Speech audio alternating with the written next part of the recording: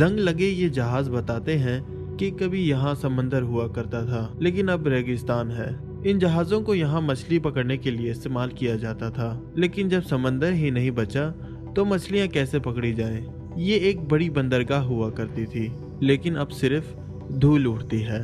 ये कहानी है दुनिया की सबसे बड़ी झील की दम तोड़ जाने की, जिसे दुनिया बहिरा ख्वारज़म के नाम से जानती है। वस्त एशिया में उज़्बेकिस्तान और कजाकिस्तान के बीच वाक़े इस झील में 60 की दहाई तक लबालब पानी भरा हुआ था। इस झील का रकबा 68,000 मुरब्बा किलोमीटर था, लेकिन हालिया बरसों में ये समंदर नुमा झील इस कदर खुश्क हो गई है कि अब इसमें सिर्फ 10% ही पानी रह गया है।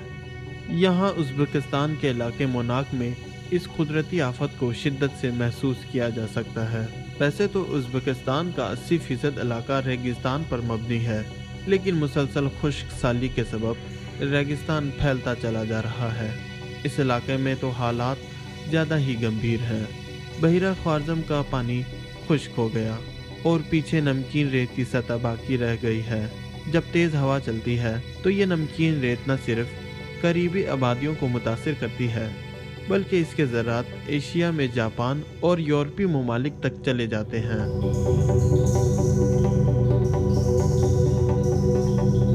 उज़्बेकिस्तान की काराकल्पाक यूनिवर्सिटी के तालिब इल्मों को उम्मीद है कि वो शजरकारी के ज़रिए सूरत हाल तब्दील कर सकते हैं। जिन दरियाओं का पानी कभी बहिरा ख्वारज़म में गिरता था, सोवियत दौर में इनका रास्ता बंजर इलाकों की जानिब मोड़ दिया गया ताकि वहाँ कपास की काश्तकारी मुमकिन बनाई जा सके, लेकिन अब इस फैसले की कीमत चुकाना पड़ रही है। जब झील गायब होने लगी तो लोग भी इस इलाके से नकल मकानी करने लगे, क्योंकि पानी ख़त्म होने के बाइस इन्हें माशी बदहाली के साथ साथ सेहत के मसाइल का भी सामना करना पड़ रहा था।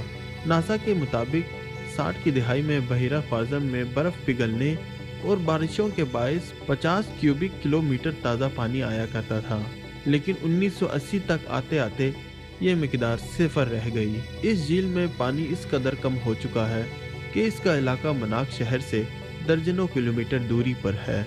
शहर में अब चंद हजार लोग ही आबाद रह गए हैं। जिस कदर पानी सूखता चला जाएगा, रेगिस्तान उतना ही फैलता चला जाएगा।